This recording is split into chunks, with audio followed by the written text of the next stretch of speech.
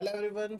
हम पढ़ रहे हैं मेटाबॉलिज्म वाला पार्ट बायोकेमिस्ट्री में, और आज के इस सेशन में हम पढ़ने वाले हैं कोलेस्ट्रॉल का मेटाबॉलिज्म। तो चलिए शुरुआत करते हैं बिना देरी किए हुए।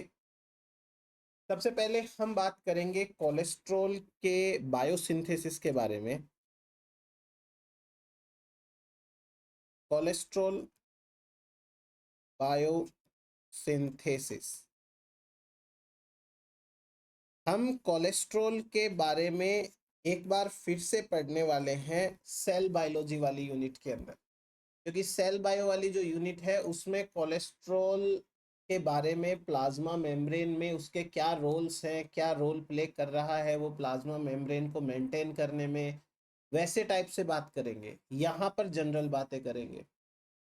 आपसे ये पूछा जाए कि कोलेस्ट्रॉल का बायोसिंथेसिस की साइट क्या होती है, तो आपको जवाब देना है साइटोसोल। एक सवाल तो यहाँ से कुछ बन जाए। दूसरा, कोलेस्ट्रॉल का प्रीकर्सर कौन है?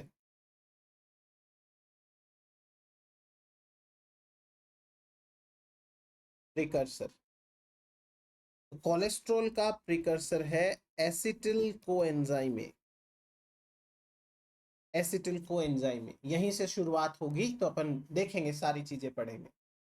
फिर इसके बाद में आपसे ये पूछा जा सकता है कि सबसे ज्यादा कोलेस्ट्रॉल कौन बनाता है, यानी कौन सा ऑर्गेनिल है, बॉडी का कौन सा पार्ट है जो ऑर्गन है, सॉरी, कौन सा ऑर्गन है जो सबसे ज्यादा कोलेस्ट्रॉल बनाता है। मैक्सिमम कोलेस्ट्रॉल सिंथेसिस कहाँ होती है? तो आपको आंसर देना है लीवर के अंदर।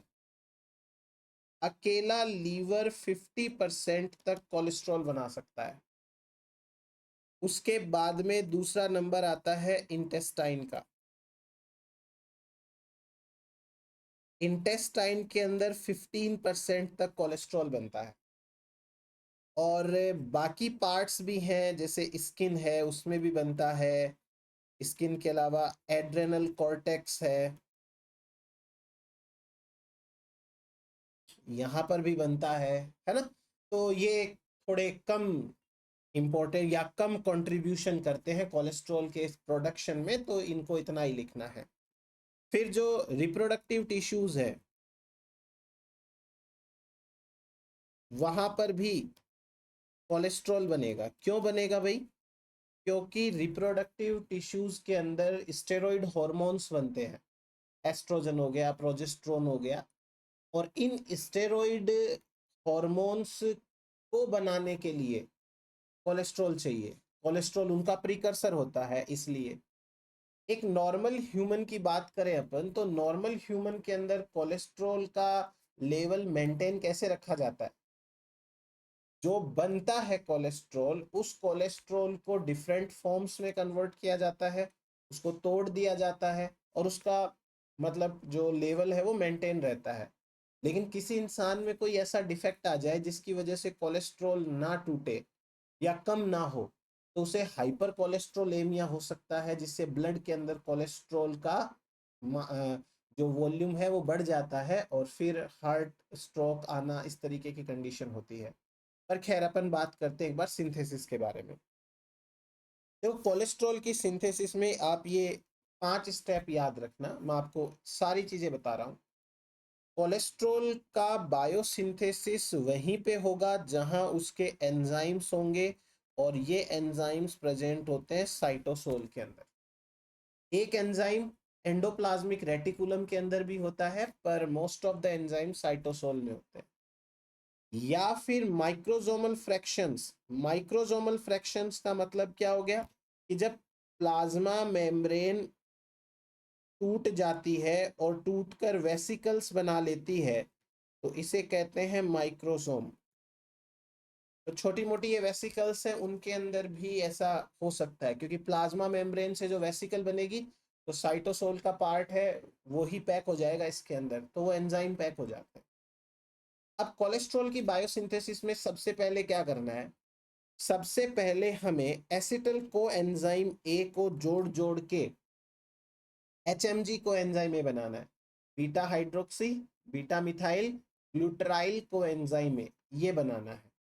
जब HMG को एंजाइम में बन जाए तो उसे मेवोलिनेट के अंदर या मेवलोनिक एसिड में कन्वर्ट करना है। मेवलोनिक एसिड से एक 5 कार्बन का कंपाउंड बनता है जिसका नाम है आइसोपेंटेनिल डाइफॉस्फेट, IPP। ये आइसोप्रिन, इसका कार्बन स्केलेटन रहता है 5 कार्बन का। फिर जब आइसोप्रिन बन जाता है तो 6 आइसोप्रिन को जोड़ करके 30 कार्बन का स्क्वालिन बनाते हैं।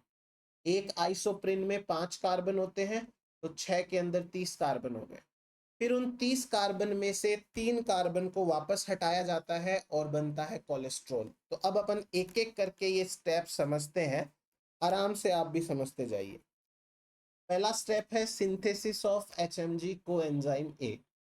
अब है ना, मैं ये जो HMG कोएंजाइम ए वाला पार्ट है, ये HMG कोएंजाइम ए में हमें एसिटल कोएंजाइम ए से स्टार्ट करना है। आपको स्ट्रक्चर रटने की जरूरत नहीं है, हमने बहुत बार एसिटल कोएंजाइम ए की स्ट्रक्चर देखी है, बार बार वो चीजें रटने की जरूरत नहीं है। देखो क्या होता है, वेरी फर्स्ट ऑफ ऑल एक एसिटल कोएंजाइम ए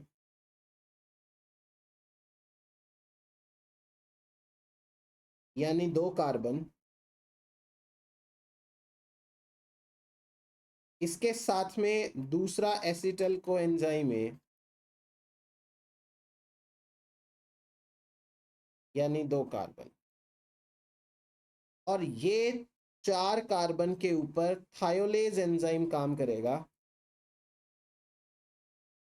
ठीक, एक को एंजाइम में निकल जाएगा और अब बनेगा एसीटो एसिटिल कोएंजाइम ए। ये बन जाता है aceto acetyl coenzyme A, 4 carbon का। ठीक है, अभी इस 4 कार्बन के एसीटो एसिटिल कोएंजाइम ए पर एक और एसिटिल कोएंजाइम में आता है, एसिटिल कोएंजाइम ए। ये आ गया, 2 कार्बन और आ गए, 4 कार्बन तो पहले से ही है, 2 कार्बन और आ गए। अब 6 कार्बन का बनता है beta hydroxy, beta methyl,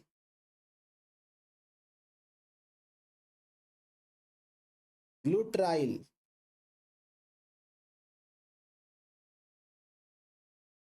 coenzyme A. इसी को शॉर्ट में क्या बोलते हैं, HMG। इसी का नाम है HMG कोएंजाइम ए। ठीक है, ये बन गया अपना HMG कोएंजाइम ए। अब यहाँ ना एक इंपॉर्टेंट एंजाइम ने काम किया है, मैं इधर लिख देता हूं। ये तो आया एसिटल कोएंजाइम ए 2 कार्बन का, और यहाँ पर एक वेरी वेरी इंपॉर्टेंट एंजाइम है जिसने काम किया है। उस एंजाइम का नाम है HMG coenzyme A synthase. HMG coenzyme A synthase. अब इस HMG कोएंजाइम ए सिंथेज के बारे में कुछ जरूरी बातें अपने को ध्यान में रखनी है। पहला, ये एंजाइम कमिटेड स्टेप का एंजाइम है, कमिटेड स्टेप में काम आ रहा है, तो ये रेट लिमिटिंग एंजाइम है, रेट लिमिटिंग एंजाइम। ठीक है, इसने काम किया तो कोलेस्ट्रॉल पक्का बनेगा। अब HMG कोएंजाइम ए के 2 आइसोफॉर्म्स होते हैं। एक आइसोफॉर्म प्रेजेंट होता है माइटोकॉन्ड्रिया में, आइसोफॉर्म 1 ये प्रेजेंट है माइटोकॉन्ड्रिया के अंदर। और जो माइटोकॉन्ड्रिया वाला एंजाइम है वो कीटोन बॉडी सिंथेसिस कराता है, कीटोन बॉडी सिंथेसिस। ठीक है, और दूसरा जो इसका आइसोफॉर्म 2 है, आइसोफॉर्म 2, ये साइटोसोल में प्रेजेंट है और ये साइटोसोल वाला कोलेस्ट्रॉल सिंथेसिस करवाता है। तो ये इतनी बात ये आपको ध्यान में समझ में आई, मतलब क्या करना है यहाँ पे।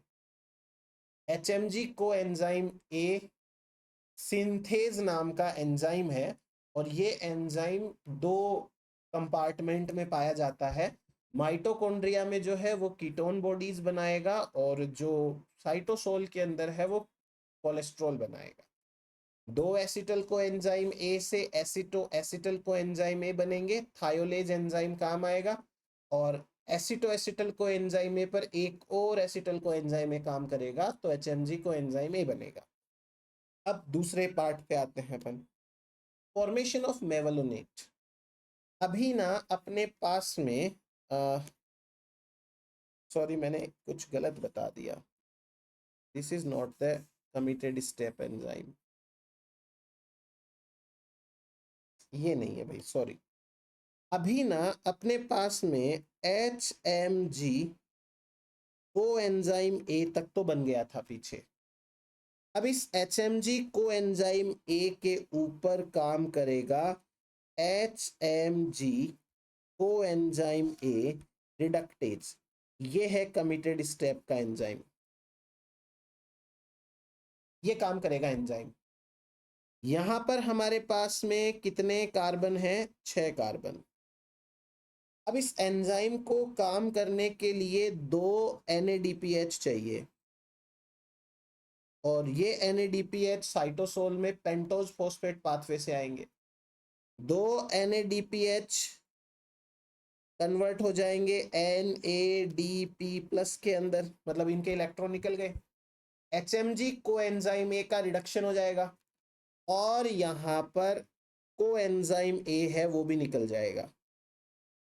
ये चाहे याद करो चाहे मत करो, एक तो NADPH वाला याद कर लेना, खर्चा लगता है यहाँ पे।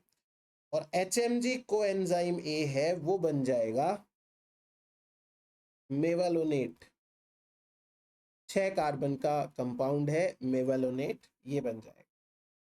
हाँ, HMG को एंजाइम ए, ये एंजाइम एक रेट लिमिटिंग एंजाइम है, रेट लिमिटिंग एंजाइम, इसलिए ये कमिटेड स्टेप कहलाता है। तो गलती से मैंने बता दिया था, ये है कमिटेड स्टेप का एंजाइम। इस एंजाइम की खास बात एक और याद रखनी है आपको कि ये जो एंजाइम है वो प्रेजेंट होता है ER के अंदर, प्रेजेंट इन ER। इसका मतलब ये हुआ कि HMG को एंजाइम ए को ER में जाना पड़ेगा, वहीं पर ये एंजाइम है तो वहीं पे आगे वाला काम करना पड़ेगा। ये इतना सा हो गया फॉर्मेशन ऑफ मेवालोनेट। अब मेवालोनेट से प्रोडक्शन होता है आइसोप्रेनोइड यूनिट का। जब आप प्लांट फिजियोलॉजी के अंदर पढ़ते हैं जो टर्पीन्स, तो टर्पीन्स के अंदर भी सेम यही आइसोप्रीन यूनिट बनती है। मतलब टर्पीन सेकेंडरी मेटाबोलाइट बायोसिंथेसिस के टाइम पर भी इतना पाथवे तो चलता है। अब देखो, हमारे पास में एक कंपाउंड बना था जिसका नाम है मेवालोनेट, 6 कार्बन का है मेवालोनेट। इस कंपाउंड के ऊपर एंजाइम लगाना है काइनेज। अब काइनेज जाहिर सी बात है ATP का खर्चा करेगा, तो एक ATP लग जाएगा, यहाँ पे ADP बन जाएगा। फिर उसके बाद में मेवालोनेट के 5 नंबर के कार्बन के ऊपर ना फॉस्फेट जोड़ी जाती है तो ये 6 कार्बन का कंपाउंड, बस के 5वें कार्बन पे फॉस्फेट जोड़ते हैं तो ये बनता है 5 फॉस्फोमेवालोनेट, 5 कार्बन पे फॉस्फोमेवालोनेट ऐसे। अभी इस कंपाउंड पे वापस से काइनेज एंजाइम काम करेगा, अब आप चाहो तो आप इन काइनेज के नाम ऐसे रख सकते हो कि जो पहला वाला काइनेज है उसको बोल दो मेवालोनेट काइनेज, दूसरे वाले को बोल दो 5 फोस्फोमेवालोनेट काइनेज, मतलब नहीं है, अपन सिंपल काइनेज लिख लेते हैं। कोई विशेष बात होती तो मैं पक्का आपको बताता। और ये एक और एटीपी का खर्चा करेगा। जब एक एटीपी और लगेगा तो ये काइनेज भी पांचवें कार्बन के ऊपर ही फॉस्फेट जोड़ता है, तो ये बन जाएगा 5 पायरोफॉस्फेट, 5 पायरोफॉस्फेट मेवालोनेट, मेवालोनेट। अब आप एक बार समझने के हिसाब से ऐसे समझिए कि ये 1 2 3 4 5 और 6, 6 कार्बन का मेवालोनेट है। और इस 6 कार्बन के मेवालोनेट पे यहाँ पांचवें नंबर के कार्बन पे फॉस्फेट थी, इसी कार्बन पे वापस फॉस्फेट जुड़ गई तो ये पायरोफॉस्फेट जुड़ गई। अब इसका जो नेगेटिव चार्ज है ना, ये नेगेटिव चार्ज क्या करता है, इस कार्बन को यहां से निकलवाएगा। अभी देखो कैसे ये क्या करता है, मतलब इतना ज्यादा नेगेटिव चार्ज हो जाता है कि ये जो छठा वाला कार्बन है ना, इसको यहाँ पे रहने में दिक्कत होने लगती है। तो अगले स्टेप के अंदर अपने को यहाँ से निकलवाना भी है इसको। अभी एक और स्टेप लगेगा और इस स्टेप के अंदर फिर से एक काइनेज काम करेगा। काइनेज फिर से एक एटीपी को यूज करेगा और अब ये थर्ड कार्बन पे फॉस्फेट जुड़ेगा। तो ये कंपाउंड बनने वाला है 3 फॉस्फो 5 पायरोफॉस्फो फॉस्फेट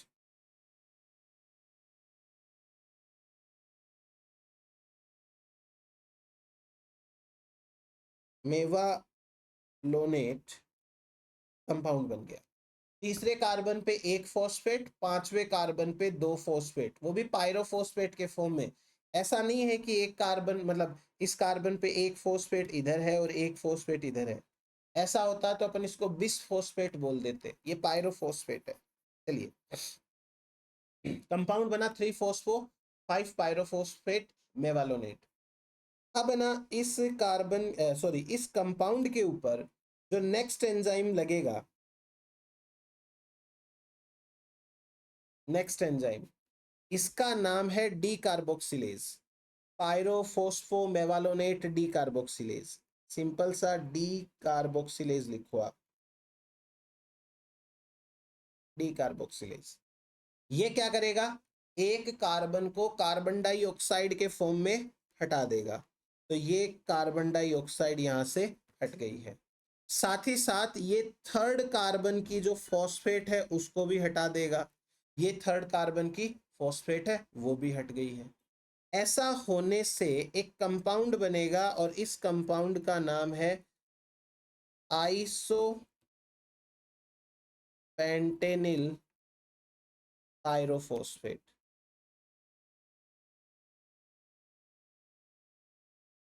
ये है आइसोपेंटेनिल पायरोफॉस्फेट 5 कार्बन का, क्योंकि एक कार्बन तो CO2 की फॉर्म में निकल गई। अब आप इसकी थोड़ी शक्ल ऐसे ही देख लो, ये आइसोप्रीन पायरोफॉस्फेट जो आइसोपेंटेनिल पायरोफॉस्फेट है वो कुछ इस तरीके का होता है, 5 कार्बन का होता है, एक कार्बन, दो कार्बन, तीन कार्बन, ये 4 कार्बन, ये 5 कार्बन और ये 2 फॉस्फेट। क्लियर है। यहाँ पे ना एक एंजाइम काम करेगा और उस एंजाइम का नाम है आइसोमेरेज।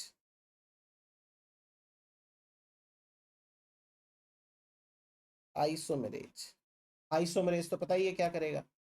आइसोमेरेज क्या करता है, जो डबल बॉन्ड है उस डबल बॉन्ड को शिफ्ट कर देता है। देखना आप क्या चेंज हुआ, कितना चेंज हुआ। जो डबल बॉन्ड पहले दूसरे कार्बन पे था वो अभी दूसरे चौथे कार्बन पे चला गया। बस खाली ये मैं समझने के लिए बता रहा हूं आपको, बाकी और कोई मतलब नहीं है याद करने का। अब इसका नाम क्या रखेंगे, इसका नाम देखो, यहाँ पे दो मिथाइल ग्रुप आ गए CH3 CH3, इस कंपाउंड, अच्छा इसकी शॉर्ट फॉर्म होती है आईपीपी, अपन बार बार में फुल फॉर्म नहीं लिखेंगे, आइसोपेंटेनिल पायरोफॉस्फेट। और जो नया कंपाउंड बना है आइसोमेराइजेशन से, उसका नाम है dimethyl allyl diphosphate. Dimethyl allyl diphosphate, इसे शॉर्ट में कहते हैं DMAPP, dimethyl allyl diphosphate, DMAPP। तो ये इतना काम होता है अपना यहाँ तक कंप्लीट। अब है ना, आपको ऐसे देखो 3 बार फॉस्फोराइलेशन हुआ है, 1 बार, 2 बार और 3 बार। आप 3 बार ना याद करके 1 बार याद कर लो कि पायरोफॉस्फोराइलेशन हुआ, ये जरूरी है क्योंकि जो 2 फॉस्फेट जुड़े हैं वो ज्यादा जरूरी है, पायरोफॉस्फोराइलेशन हुआ है। और हम पहुंच गए 5 कार्बन के स्ट्रक्चर पे, आइसोपेंटेनिल पायरोफॉस्फेट या फिर डाईमिथाइल एलिल डाईफॉस्फेट तक। अब आता है चौथा, सिंथेसिस ऑफ स्क्वेलिन। स्क्वेलिन की सिंथेसिस कैसे होती है? अभी ना ये जो डायग्राम है, एक बार आप इसको छोड़ो, ध्यान मत दो इसके ऊपर, जैसे मैं बता रहा हूं पहले आप वो सुनते जाओ, समझते जाओ। अभी अभी अपने पास में क्या जुड़ा था, क्या बना था? आईपीपी और डीएमएपीपी, 5 5 कार्बन वाले। अभी मेरी बात ध्यान से सुनना देखो, एक होता है आईपीपी 5 कार्बन, और इसके साथ में एक जोड़ना है डीएमएपीपी 5 कार्बन। ठीक है, अब इन दोनों को जोड़ करके बनाया जाएगा जीरेनाइल पायरोफॉस्फेट। जीरेनाइल पायरोफॉस्फेट बनेगा 10 कार्बन का, क्योंकि इसके पास 5 + 5 कार्बन, 10 कार्बन का जीरेनाइल पायरोफॉस्फेट बन गया। ठीक है, बन गया। अब ये जो जीरेनाइल पायरोफॉस्फेट है, इसके ऊपर एक और आईपीपी जुड़ेगा, आईपीपी यहां पे। आईपीपी में 5 कार्बन है और 5 कार्बन का आईपीपी है, तो ये बनेगा, मतलब 5 कार्बन का जुड़ेगा तो ये बनेगा फार्नेसिल पायरोफॉस्फेट, और इसमें है 15 कार्बन, 15 कार्बन। अब मुझे ये चीज एक ध्यान में रखवानी है आप लोगों को कि फार्नेसिल पायरोफॉस्फेट बनने में एक आईपीपी और 2 आईपीपी लगते हैं और एक डीएमएपीपी लगता है।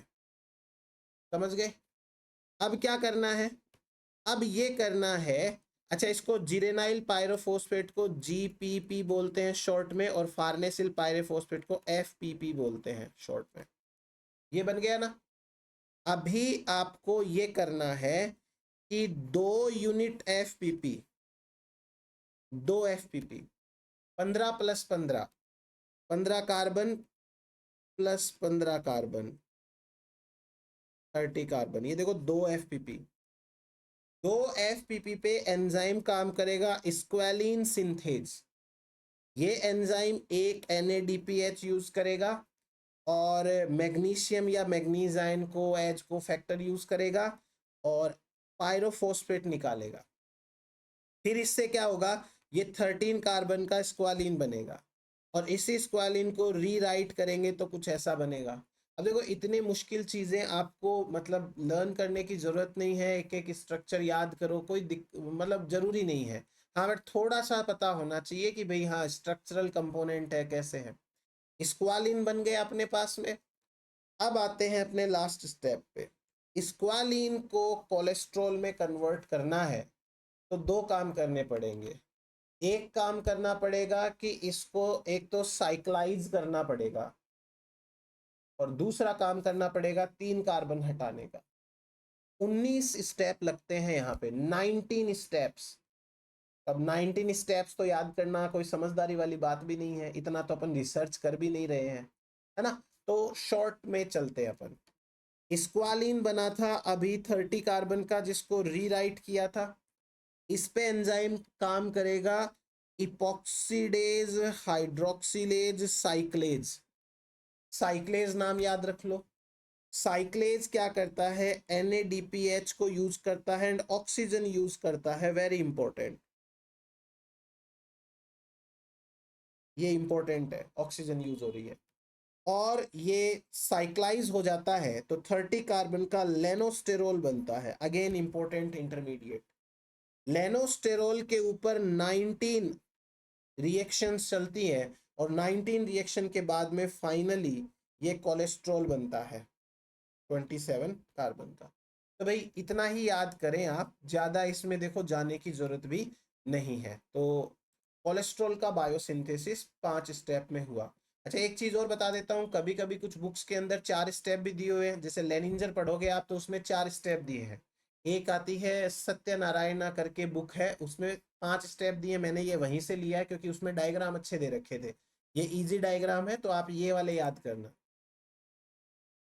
सो अब पढ़ते हैं अपन रेगुलेशन। कोलेस्ट्रॉल की बायोसिंथेसिस का रेगुलेशन कैसे होता है, उसके कई सारे तरीके हैं। मैं आपको जितने मुझे मिले, जितने एग्जाम के लिए इंपॉर्टेंट है, सारे बता देता हूँ तरीके से। HMG कोएंजाइम रिडक्टेज जो है ना, जिससे मेवालोनेट बनता था, वो एंजाइम है सबसे इंपॉर्टेंट एंजाइम रेगुलेशन के पर्पज से, क्योंकि बार बार उसी के ऊपर सारा जो है वो रेगुलेशन हो रहा है। जैसे सबसे पहले फीडबैक कंट्रोल। फीडबैक कंट्रोल एक टाइप का शॉर्ट टर्म कंट्रोल है, शॉर्ट टर्म कंट्रोल, ठीक है।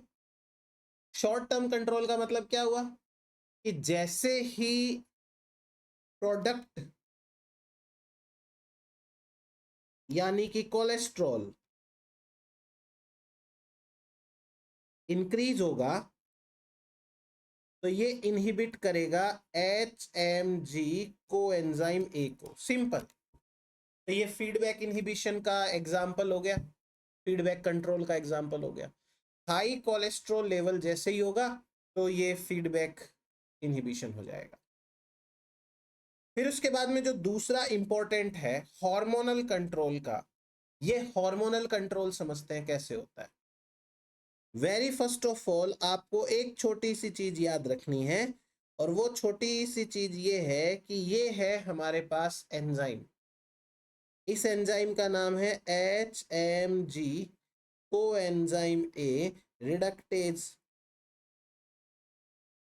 अब क्या याद रखना है, इस एंजाइम में 871 नंबर के ऊपर एक अमाइनो एसिड है जिसका नाम है सेरीन। और ये जो सेरीन अमाइनो एसिड है, ये है एक साइट ऑफ फॉस्फोराइलेशन।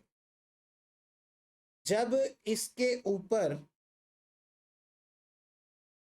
एक एंजाइम है जिसका नाम है AMP डिपेंडेंट प्रोटीन काइनेज,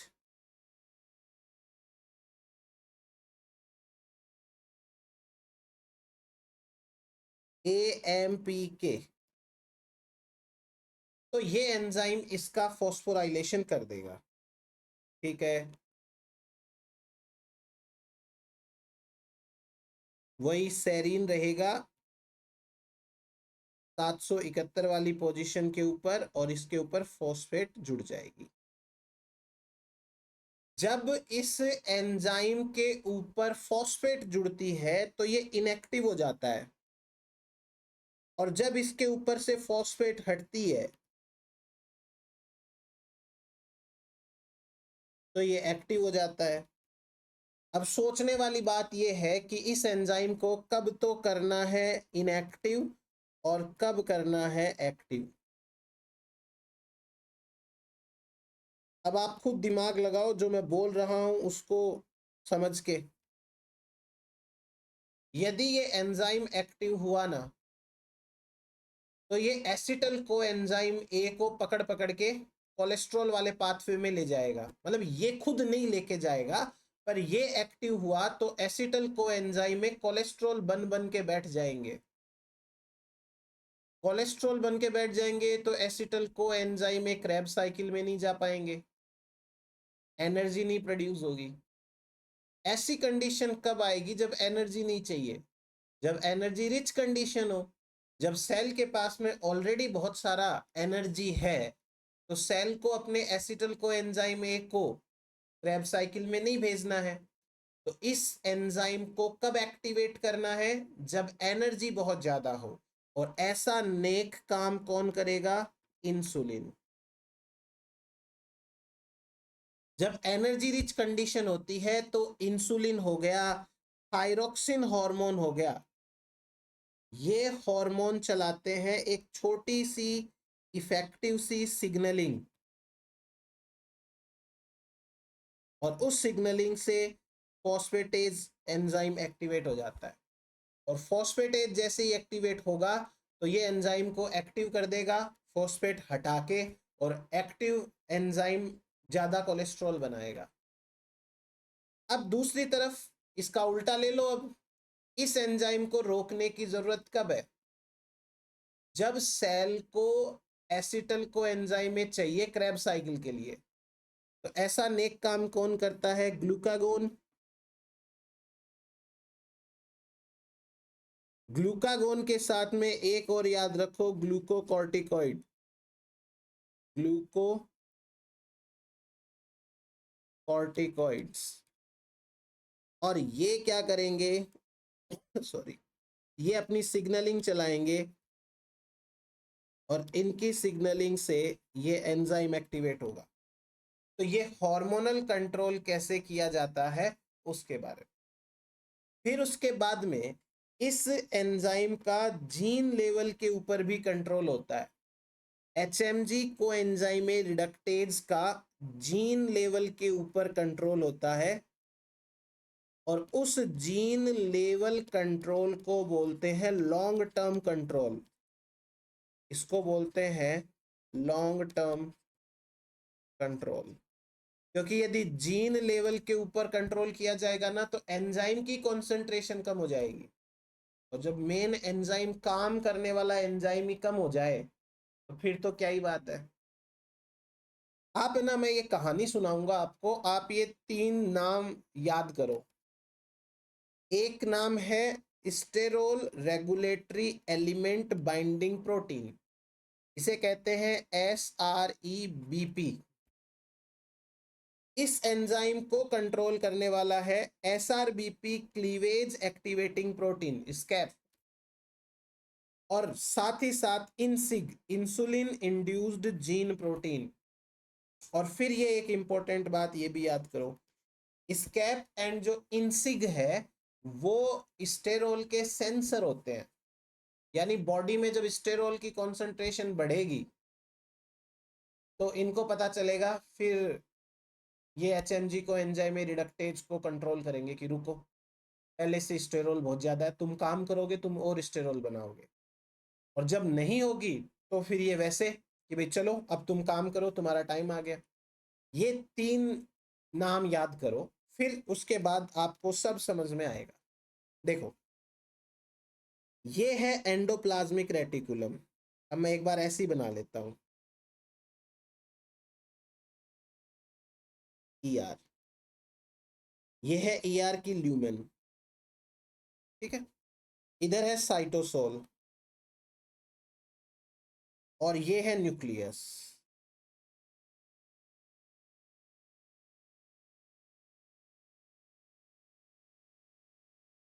और ये है न्यूक्लियस के अंदर कोई जीन जिसका कंट्रोल करवाना है अपने को, ठीक है। इस जीन के ऊपर यहां पर एक सीक्वेंस है, और इस सीक्वेंस को बोलते हैं SRE।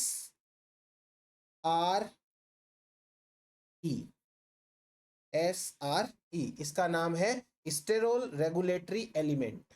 और फिर ये आगे जीन है, और एक जीन नहीं है, ऐसे बहुत सारे जीन्स होते हैं, 20 से भी ज्यादा जीन्स होते हैं। अभी वापस आ जाओ अपनी ईआर के ऊपर। ईआर के ऊपर एक एंजाइम है, सॉरी एंजाइम नहीं, एक प्रोटीन है, और उस प्रोटीन का नाम है SRE बाइंडिंग प्रोटीन, और वो उसकी प्लाज्मा मेम्ब्रेन के अंदर ऐसे फंसा हुआ है। ये इसका एन टर्मिनस और ये इसका सी टर्मिनस, और इस प्रोटीन का ये वाला जो पार्ट है ये इंपॉर्टेंट है। फिर इस प्रोटीन को एक दूसरे प्रोटीन ने पकड़ के रखा हुआ है,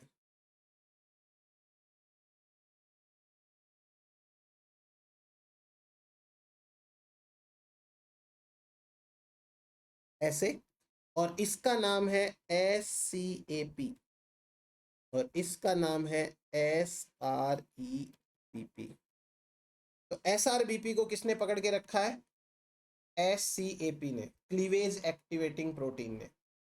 इस क्लीवेज एक्टिवेटिंग प्रोटीन को पकड़ के रखा हुआ है इनसिग ने, 1 2 3 4 5 और ये 6।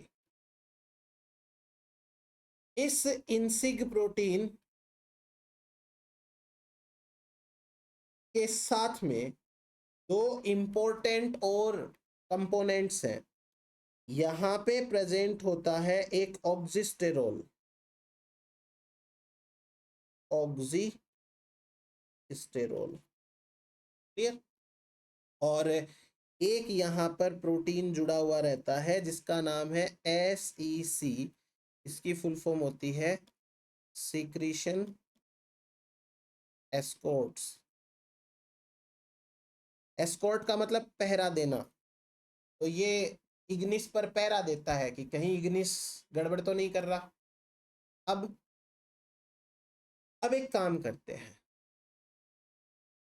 अब मान लो कि कोलेस्ट्रॉल की कमी हो जाए, ठीक है। ये कंडीशन तो तब रहेगी जब हाई कोलेस्ट्रॉल है।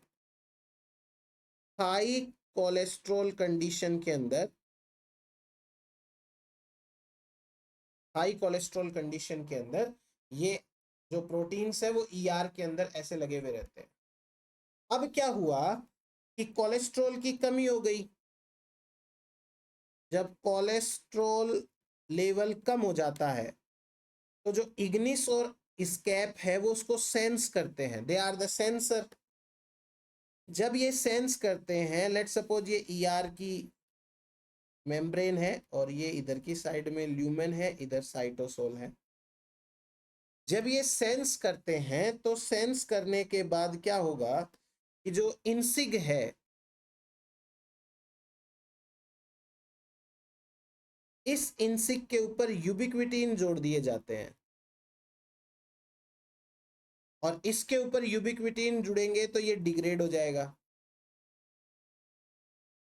जैसे ही ये डिग्रेड हुआ, वैसे ही जो दूसरा स्कैप है वो स्कैप अब अपना काम ढंग से नहीं कर पाएगा, और ये अपना काम ढंग से नहीं कर पाएगा तो क्या होने वाला है, जो SREBP का ये वाला जो डोमेन है, जो मेन डोमेन था, वो यहां से टूट गया, और वो यहां से टूट करके कहां जाके बाइंड हो गया, यहां पे।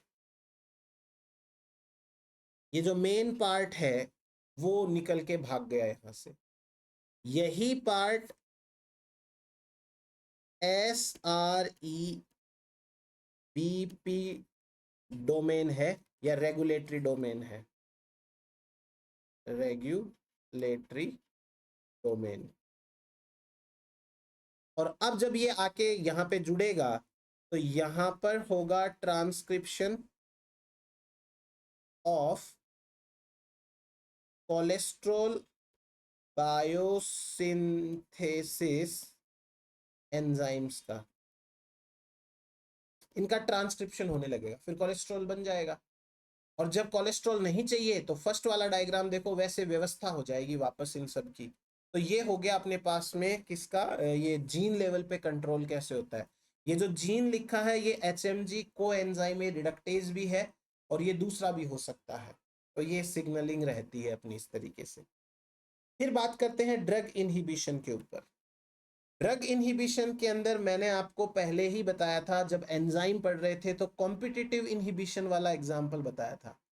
कुछ ड्रग्स होती हैं जिन्हें कहते हैं स्टेटिन ड्रग्स। स्टेटिन ड्रग्स के अंदर जैसे एक एग्जांपल में आप ले सकते हो कॉम्पैक्टिन, एक एग्जांपल ले सकते हो लोवास्टैटिन। और ये क्या करती हैं, ये इनहिबिट करती है HMG कोएंजाइम ए को, HMG कोएंजाइम रिडक्टेज को। HMG कोएंजाइम रिडक्टेज को ये इनहिबिट इस तरीके से कर देगी। तो जब ब्लड के अंदर ज़्यादा ही कोलेस्ट्रॉल होता है तब ये काम में ली जाती है। यूज्ड अंडर हाइपर कोलेस्ट्रोलेमिया, जब ब्लड में कोलेस्ट्रॉल की मात्रा ज़्यादा हो जाती है तब इसको यूज़ करते हैं। देखो एक छोटा सा कंट्रोल का या रेगुलेशन का डायग्रामेटिक रिप्रेजेंटेशन है, इतना सा आप समझने की कोशिश करिए। ये डीएनए में जीन है HMG कोएंजाइम रिडक्टेज का, इसके ऊपर SRE बाइंडिंग प्रोटीन ने आके बाइंड किया और ट्रांसक्रिप्शन हुआ, और ट्रांसक्रिप्शन से mRNA बना, ट्रांसलेशन हुआ और ये एंजाइम बन गया। अब कैसे कैसे रेगुलेशन हो सकता है? यदि इस एंजाइम की जरूरत नहीं है तो फिर ये ग्लूकागोन, ग्लूकोकॉर्टिनॉइड्स, ये वो AMP डिपेंडेंट प्रोटीन काइनेज को एक्टिवेट करेंगे, फॉस्फोराइलेशन हो जाएगा सेरीन का जो 871 नंबर वाले पे था, और ये एंजाइम इनएक्टिवेट हो जाएगा। यदि हम ड्रग्स लेते हैं जैसे कॉम्पिटिटिव इनहिबिटर्स, कॉम्पैक्टिन, लेवोस्टेनिन, तो वो वैसे इसको कॉम्पिटिटिवली इनहिबिट कर देगी। यदि कोलेस्ट्रॉल की मात्रा ज़्यादा हो रही है तो वो ट्रांसक्रिप्शन को ब्लॉक कर देगा, जीन लेवल पे कंट्रोल हो जाएगा। और यदि इस एंजाइम की ज़रूरत है तो इंसुलिन, थायरोक्सिन, ये ग्लूकागोन के उल्टे काम करेगी और उल्टे काम करके इसको बचा लेगी। तो इस तरीके से एक छोटा सा रेगुलेशन मैकेनिज्म समझाया हुआ है। अब आगे थोड़ी सी ऐसे ही छोटी मोटी competitive exam point of view से जो इंपॉर्टेंट बातें हैं वो कर लेते हैं। जैसे यदि एबनॉर्मल तरीके से कोलेस्ट्रॉल का ट्रांसपोर्ट होने लग जाए तो एक डिजीज हो जाती है जिसे कहते हैं एथ्रोस्क्लेरोसिस। एथ्रोस्क्लेरोसिस, इस डिजीज के अंदर एक्यूमुलेशन होता है लिपिड्स का वेसल की वॉल्स के अंदर, ब्लड वेसल्स है उनकी वॉल्स में। दूसरी एक कंडीशन और देखो, LDL रिसेप्टर्स, मैंने आपको बताया था जब लिपिड्स पढ़ रहे थे अपन, तो जो LDL रिसेप्टर्स मीडिएटेड एंडोसाइटोसिस होती है, क्लैथरीन कोटेड पिट्स होते हैं, वो वाला डायग्राम। मान लीजिए कि ये है ब्लड वेसल और यहाँ पर इसकी ये सेल्स हैं, एंडोथीलियल सेल्स है, और इधर जो है वो LDL घूम रहे हैं, ये LDL है। अब सेल के पास में रिसेप्टर ही नहीं है। अगर यहाँ ऐसा रिसेप्टर होता तो LDL को अंदर लेते और ब्लड जो है उसमें से LDL की मात्रा कम हो जाती। पर कंडीशन ये है कि there are no receptors for LDL, no receptors और LDL, कोई रिसेप्टर नहीं है। जब LDL का कोई रिसेप्टर नहीं है तो यहाँ ब्लड कोलेस्ट्रॉल इंक्रीज हो जाएगा, और जब ब्लड कोलेस्ट्रॉल इंक्रीज हो जाता है तो ये कोलेस्ट्रॉल क्या होता है, स्किन में जाके डिपॉजिट होता है, skin deposition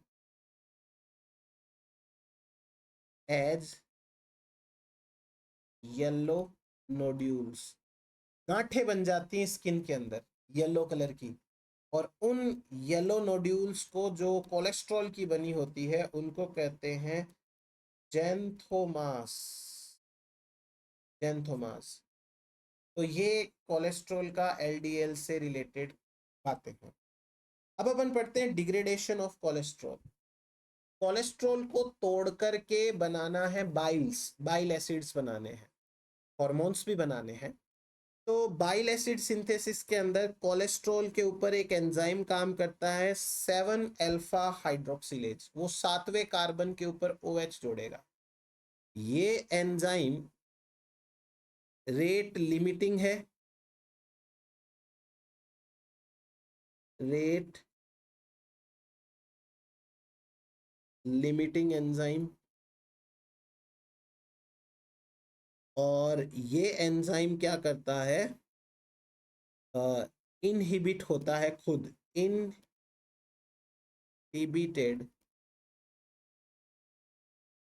bye bile acid. Bile acid खुद ही इनहिबिट करता है इसको। तो ये हो गया हमारे पास में इसका सिंथेसिस। अब है ना, देखो कोलेस्ट्रॉल के ऊपर जब ये काम करेगा तो 7 हाइड्रोक्सी कोलेस्ट्रॉल बनेगा, और सेवरल स्टेप्स लिखे हुए हैं, मतलब कि आपको बुक भी कह रही है कि ज़्यादा ये याद मत करो, कोई ज़रूरी वाली बात नहीं है, अपने एग्जाम पॉइंट ऑफ व्यू से। और जिनको रिसर्च करनी है, पीएचडी करनी है, वो तो पढ़ो। उनके बाद में कॉलिक एसिड बनता है। कॉलिक एसिड पे या तो ग्लाइसिन जुड़ता है या टाउरिन जुड़ता है। मैंने आपको जो लास्ट लेक्चर पढ़ाया था लिपिड मेटाबॉलिज्म वाला, उसमें भी बताया था कि इन लिपिड्स, बाइल एसिड जो होता है लीवर में बनता है, पर इसको ऐसे नहीं रखा जाता, कॉन्जुगेटेड फॉर्म में रखा जाता है। या तो ग्लाइसिन जोड़ा जाता है या टाउरिन जोड़ा जाता है। ग्लाइसिन जोड़ेंगे तो ग्लाइकोकोलिक एसिड बनेगा, टाउरिन जोड़ेंगे तो टाउरोकोलिक एसिड बनेगा। अब यहाँ पर जो एक एक स्टार लगे हैं उनका मीनिंग है कि ये प्राइमरी बाइल एसिड्स हैं, और जब ये इंटेस्टाइनल बैक्टीरिया काम करेंगे डीऑक्सीकोलिक एसिड, ये सेकेंडरी टाइप का बाइल एसिड है, थोड़ा चेंज हो गया। दूसरी तरफ है चिनो डीऑक्सीकोलिक एसिड। चिनो डीऑक्सीकोलिक एसिड पे भी आपको टाउरिन या ग्लाइसिन ही जोड़ना है, तो टाउरो या ग्लाइको ये चिनो डीऑक्सीकोलिक एसिड बनेगा। मतलब कुल मिलाकर के बाइल एसिड बन जाता है, और ज्यादा नहीं है यहाँ पे। नेक्स्ट देखो, जो स्टेरॉइड हॉर्मोन्स है कोलेस्ट्रॉल, उनका भी प्रीकर्सर होता है, और कुछ एग्जांपल्स दे रखे हैं जैसे ग्लूकोकॉर्टिकॉइड, मिनरलोकॉर्टिकॉइड, प्रोजेस्टिन्स, एल्डोस्टेरोन, एंडोस्टेरोन्स, एस्ट्रोजेंस, ये सब, ये सारे के सारे कोलेस्ट्रॉल के ब्रेकडाउन से, मॉडिफिकेशन से, उनसे ही बनने वाले होते हैं। फिर कोलेस्ट्रॉल का काम है विटामिन डी की बायोसिंथेसिस करना। विटामिन डी बायोसिंथेसिस के अंदर भी कोलेस्ट्रॉल इंपॉर्टेंट रोल प्ले करता है। ठीक है, ये पढ़ने वाली बातें हैं, और ज्यादा कुछ टेंशन नहीं लेनी। अब देखो ट्रांसपोर्ट ऑफ कोलेस्ट्रॉल बताता हूँ। ट्रांसपोर्ट ऑफ कोलेस्ट्रॉल का मतलब क्या होता है, जैसे ही लीवर के अंदर कोलेस्ट्रॉल बनता है तो लीवर क्या करता है, उसे एपोलिपोप्रोटीन में पैक करके भेज देता है ब्लड के अंदर, कि जिसको लेना है ले लीजिए। अब एपोलिपोप्रोटीन बनाने के लिए एक एंजाइम की जरूरत पड़ेगी। एक एंजाइम है, समझना, इस एंजाइम का नाम है लेसिथिन कोलेस्ट्रॉल एसाइल ट्रांसफेरेज। क्या मतलब है इसका, इसको बोलते हैं LCAT। आप समझना मेरी बात को। लेसिथिन क्या है पता है? लेसिथिन जब ग्लिसरॉल फॉस्फेट के एक कार्बन के ऊपर फैटी एसिड जुड़ा हुआ हो तो उसे बोलते हैं लेसिथिन। ये है लेसिथिन। ठीक, जब ट्राई एसाइल ग्लिसरॉल का सिंथेसिस पढ़ा रहा था तब, अच्छा ये फॉस्फेट आएगा यहाँ पे, ये लेसिथिन है। अब ये एंजाइम क्या करता है, ये एंजाइम कोलेस्ट्रॉल को यूज करेगा।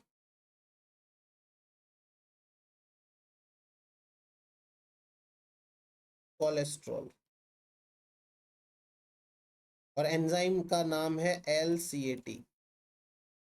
और ये एंजाइम कोलेस्ट्रॉल जो लेसिथिन है, उस लेसिथिन से तो हटा देगा एसाइल ग्रुप को। तो लेसिथिन है वो तो बन जाएगा 3-फॉस्फो ग्लिसरॉल या 3-फॉस्फो ग्लिसरेट। ये तो बन गया 3-फॉस्फो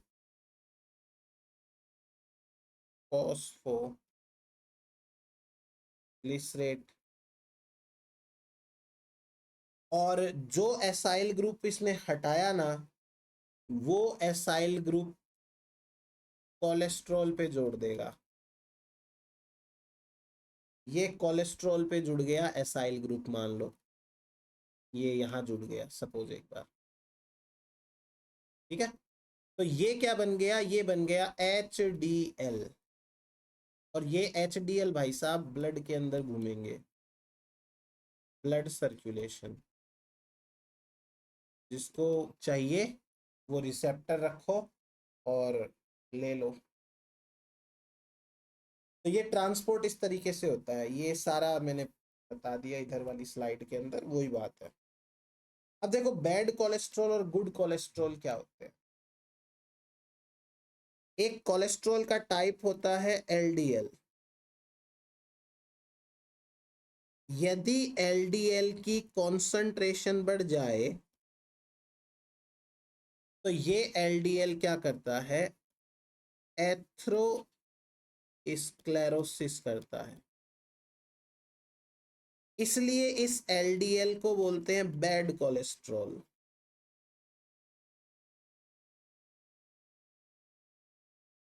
और जो हाई डेंसिटी लिपोप्रोटीन है, ये high density lipoprotein atherosclerosis sorry को कम करता है। क्यों? क्योंकि LDL के अंदर से जब कोलेस्ट्रॉल निकल जाएगा तो वो LDL ही HDL बन जाता है। यानी ये पेन है, ये LDL है, इसके ऊपर कोलेस्ट्रॉल है। अगर इस कोलेस्ट्रॉल को सेल्स ले लेंगी तो कोलेस्ट्रॉल की मात्रा कम हो गई इसमें से, इसी को HDL बोलेंगे। ब्लड से तो कम हुआ ना, तो ब्लड वेसल के अंदर नहीं जा पाएगा, इसलिए HDL को बोलते हैं गुड कोलेस्ट्रॉल। बस ये गुड कोलेस्ट्रॉल हो गया। तो ये अपने को बैड कोलेस्ट्रॉल और गुड कोलेस्ट्रॉल का थोड़ा सा याद रख पाओ तो अच्छी बात है।